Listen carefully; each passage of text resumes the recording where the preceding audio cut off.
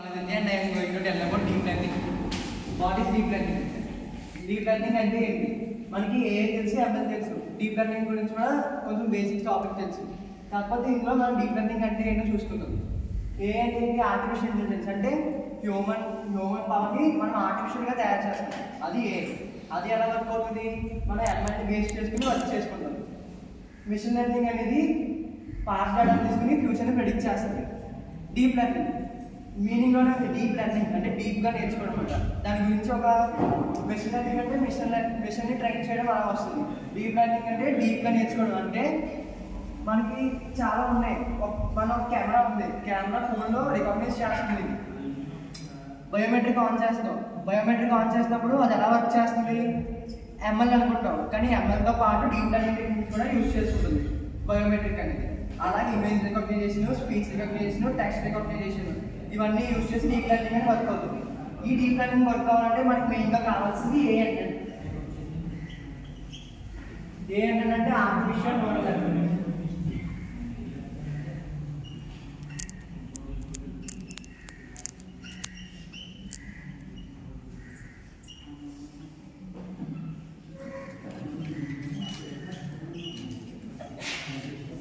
Artificial neural network అంటే ఆర్టిఫిషియల్గా neural network అంటే మనం బయాలజీలో చూసే ఉంటాం నర్వస్ సిస్టమ్. ఇది బ్రెయిన్ అనుకుంటే బ్రెయిన్ అనేది కలెక్షన్ ఆఫ్ న్యూరాన్స్. ఇవన్నీ కూడా మన బాడీకి ఇన్ఫర్మేషన్ ట్రాన్స్ఫర్ చేస్తాయి. ఇలాంటి ఒక హ్యూమన్ సిస్టమ్నే ఆర్టిఫిషియల్గా తయారు చేయడానికి ఏఎన్ఎన్ అంటాం. ఈ సిస్టమ్ని బిఎన్ఎన్ అంటాం. అంటే బయోలాజికల్ నర్వస్ సిస్టమ్.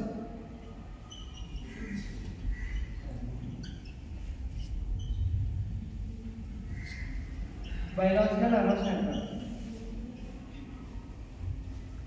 ఈ బిఎన్ఎన్ అనేది ఫస్ట్ ఆఫ్ ఆల్ ఇక్కడ ఒక ఆబ్జెక్ట్ ఉంది. ఆబ్జెక్ట్ అనేది హ్యూమన్ బ్రెయిన్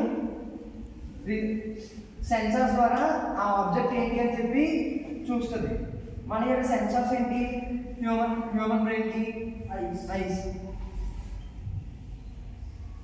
ఈ బ్రెయిన్ అనేది అది క్లాసిఫై చేసుకుని మనకు వచ్చిన ఆబ్జెక్ట్ని సపరేట్ చేసి క్లాసెస్ కింద డివైడ్ చేస్తుంది.